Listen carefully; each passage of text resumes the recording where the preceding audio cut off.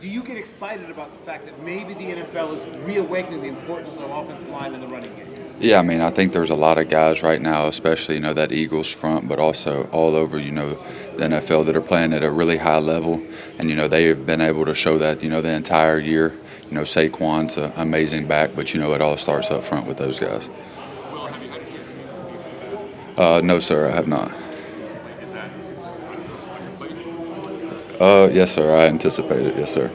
Have you met with the Jaguars during this process? No, sir. What would it be like, being back with Brian Thomas, especially after the year he had? Yeah, it'd be amazing.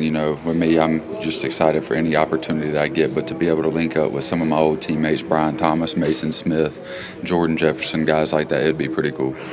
Will, have you talked to teams about possibly switching positions, and how comfortable would you be doing that? Yeah, I mean, a lot of teams that I've talked to, they see me as a tackle, but, I feel like, I've told all the teams that, I feel like I put the stuff on tape to show that I can play tackle at a very high level.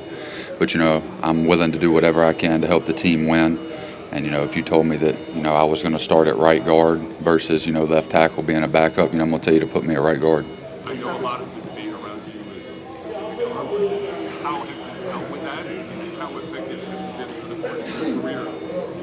Yeah, I mean, I think that I've, shown everything I need to on tape to show, like I said, I can play tackle at an elite level.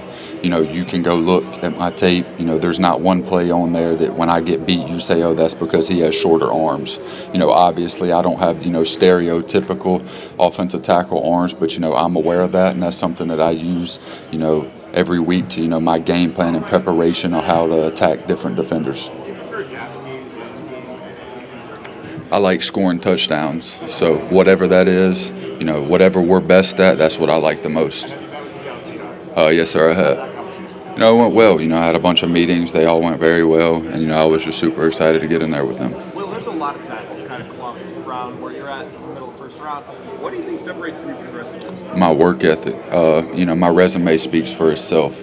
I've been able to play in the best conference, in college football at the highest level, for 3 years, and I feel like that separated me from everybody else. 3 years starter in the SEC, and you can go look at all the stuff. It speaks for itself. I feel like that's what separates me. Well, your body composition has clearly changed. What have you been doing differently after the season in terms of both your diet and your conditioning? Yeah, I mean, I've been doing the same thing that I've been doing, during the season, eating clean, lifting, running, all that type of stuff, just trying to get ready. Who's that offensive lineman that you really respect? Being from North Louisiana, a guy that I always looked up to was Andrew Whitworth. He's from the same area as me, played at LSU. So any lineman out of the 318, that's a guy that, you look up to, him, Cam Robinson, other guys of that stature. But, whenever I was in high school, the guy that you really look up to, or that I looked up to that was in college at the time, was Penei Sewell. Faster than people are anticipating, I'll tell you that. Will, you mentioned, No, sir, I have not. Will, you mentioned you're from northern Louisiana, Monroe. If you speak to the New Orleans Saints, and what would it be like to be drafted by a team that's not that far away from where you grew up? Yeah, I actually got an opportunity to speak with the Saints. Being from Louisiana, people only from Louisiana understand what football means in that state. And, to be able to not only represent myself, my family, and, that organization, to be able to represent the state of Louisiana again would mean everything to me. Well, you mentioned Penei Sewell earlier. Who are your top 3 offensive linemen in the game right now? I'd say offensive tackles. I'd say the top 3, in my opinion, are Trent Williams, Lane Johnson, and then Penei.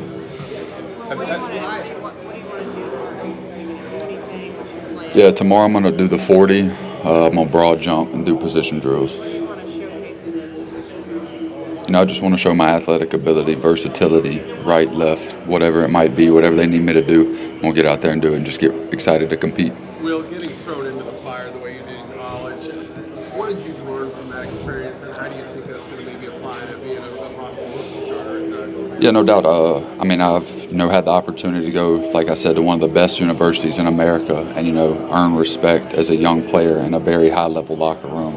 And, I had a lot of growing pains at first, a lot of learning experiences, go back to my first play of college football, that was a learning moment for me. And, I grew every single game after that and just consistently got better, consistently stayed to the process, and, only grew from, game on game. So no fear about your first No. I mean, when you're out there, there's no fear in it. Everybody's out there to do a job. If you're scared, you don't go out there. Well, we've been at the NFL Combine before where there's narrative about the arm like Peter Skoronsky. You have the same thing. You have to answer questions. When you have to answer those questions, does it piss you off? Is it something that it shouldn't define you as an offensive lineman in my opinion, but I'm curious about yours. Yeah, I mean, obviously, people have to nitpick something. So, I've heard it all my career. When I was coming out of high school, the college coaches, said the same thing, and I proved them wrong. And, that's something that I anticipate doing again.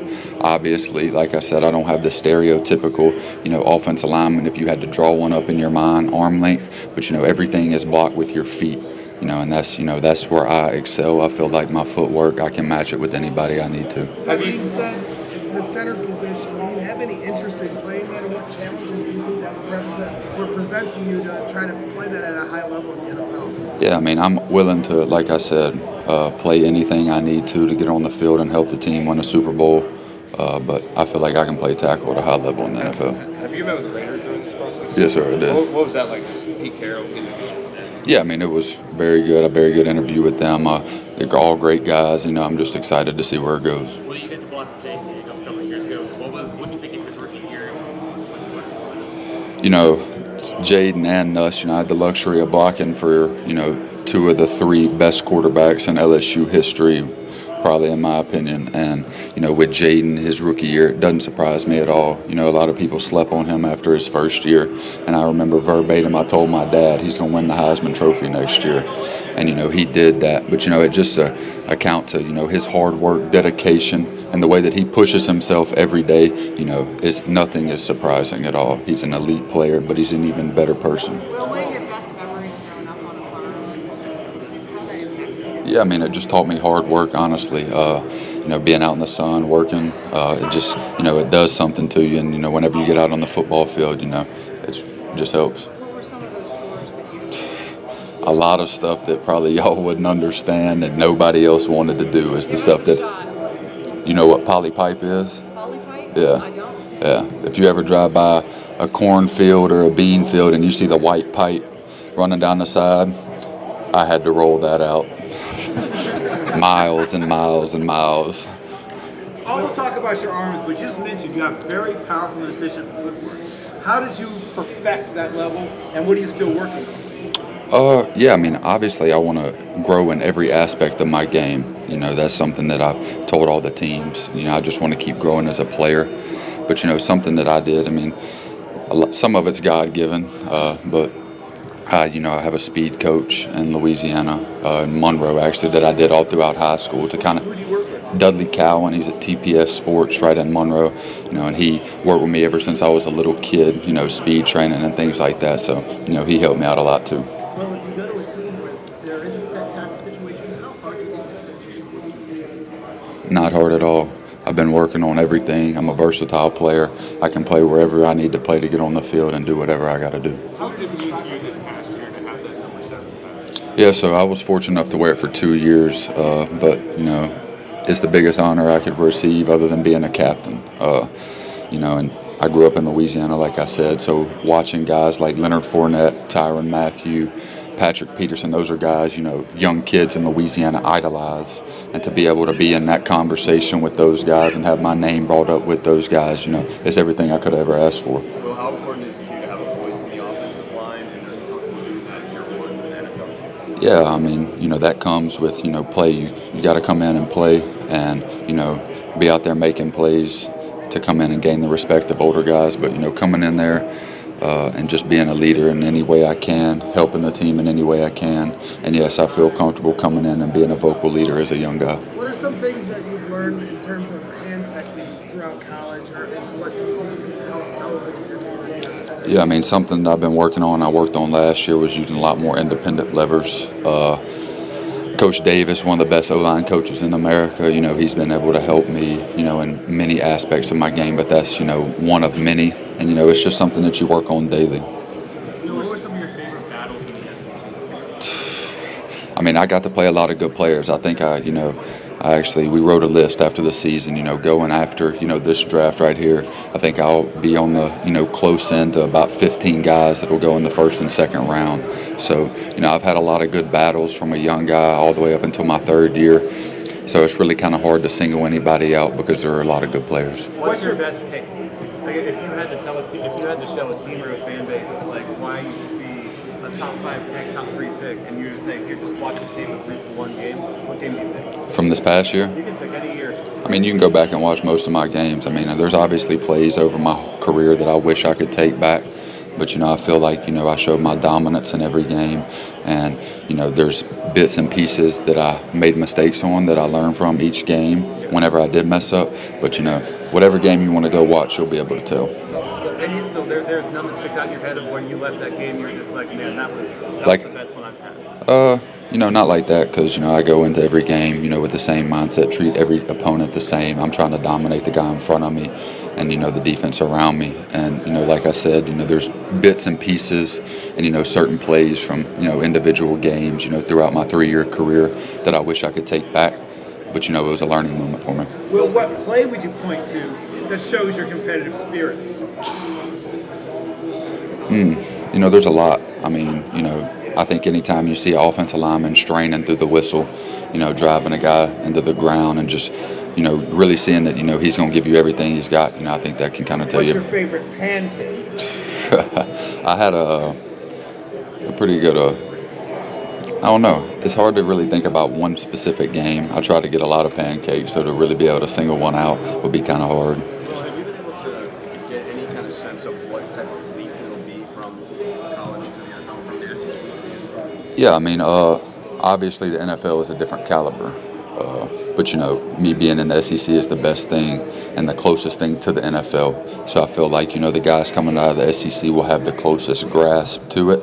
Obviously, it's going to be an adjustment, playing these guys that are Pro Bowl rushers, every week. But like I said, being in the SEC, I was fortunate to, be able to see some of these guys who are now Pro Bowl rushers. And so, yeah, I kind of have a feel for it and kind of know what to expect. Will, speaking of the SEC, what were some of the toughest games you went to on the road?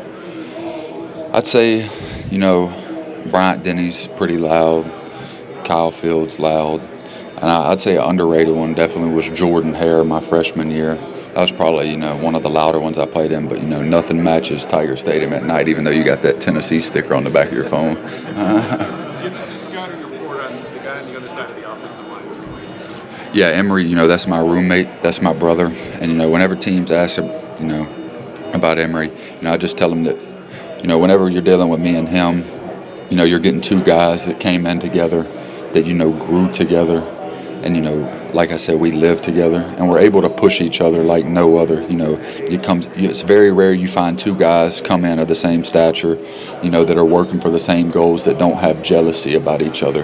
That's my brother, and we push each other to the max every single day. I'm super thankful for him, and, I wish him nothing but the best. He has a great family. He's a great person. I'm just super happy for him. Yes, sir, I have. Yeah, it was great. I really liked all the guys in there, and it was a great meeting. Like I said, early, all my meetings went really well. Will, can you talk a little bit about your film study process over the course of the season? Yeah, I mean, I like to watch all the guys that I'm playing. Our coaches do a good job of setting some stuff up for us, and getting us the answers to the test. Really, I mean, everything they do is to help us out. And I'm a big tape guy, so in their facility, anytime I can, watch an extra tape. Have you gotten a chance to meet with the Bears this week? Yes, sir, I have. How'd that meeting go? It went well. Great staff, new coach, know what all these about, and it was a really great meeting. What was that meeting like in the sense of that team is run by former offensive linemen, GM, assistant? Does that give you any kind of comfort level when you're in a conversation with guys that know the job like that? Yeah, I mean, everybody in the NFL knows the importance of, everything starts up front. And, to be able to have some people that have played that position, I think is huge. Will, in terms of pure get-off, one. who are the top guys you face either in practice or a game? Harold Perkins, Jr. Thank you, Will. Thank you. Yeah. You're welcome.